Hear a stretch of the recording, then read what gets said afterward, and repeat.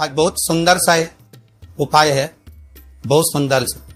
शायद आपकी जिंदगी में सबके काम आए, सबके काम आए। श्राद्ध पक्ष चल रहा है, प्रयास करिएगा। जिसको प्रैक्टिकल करना है वो यहां से जाकर भी कर सकता है, कहीं पर भी कर सकता, करना जरूर।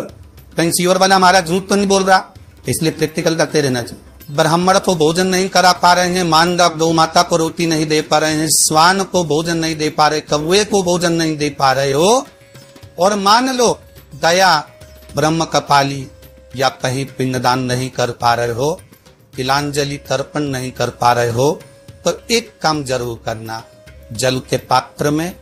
2 बूंद गंगा जल डालना और वो गंगा जल शंकर को रोज 16 दिन तक चढ़ाइए, पितृदोष समाप्त होगा।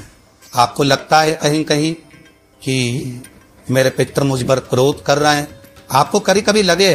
कि मेरे पर पितरों का पितृदोष लगा हुआ है या पितरों का श्राप लगा हुआ है, या हमारे यहाँ पर लोग अधोगति में ज्यादा मर जाते हैं, हमारे यहाँ ये काम ज्यादा हो जाता है, तो निवेदन है, श्राद्ध पक्ष चल रहा है, प्रयास करिएगा। एक चावल की कटोरी में, कटोरी के अंदर थोड़ा सा चावल रख लीजिए कच्चा, उस चावल की कटोरी में एक बेलपत्र, थोड़ी सी दुर्वा बांधकर पानी का मटका, परिंदा या जहां अपना रसोई घर में जल रखते हो, उस कटोरी को वहां पर 2 दिन 3 दिन तक रख दो। वैसे तो 16 दिन रखो, ज्यादा अच्छा था, जो दिन अपने को मालूम है 2-3 दिन उसको रख दीजिए। घी का दिया लगाइए। 3 दिन के बाद में उस दुर्वा को,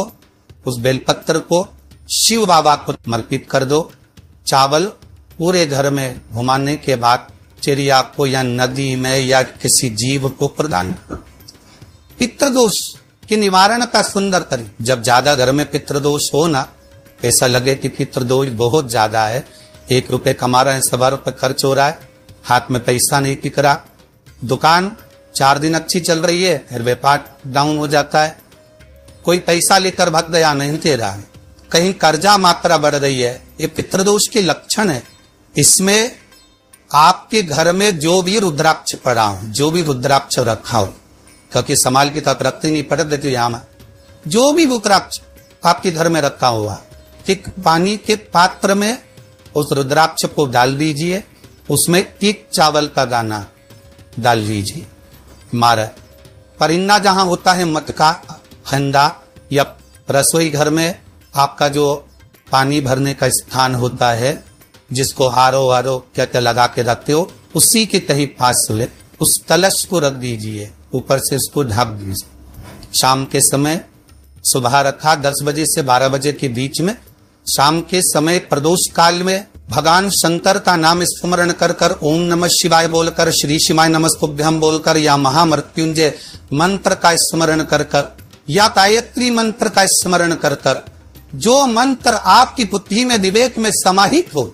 उस मंत्र का नाम लेकर राम कृष्ण हरि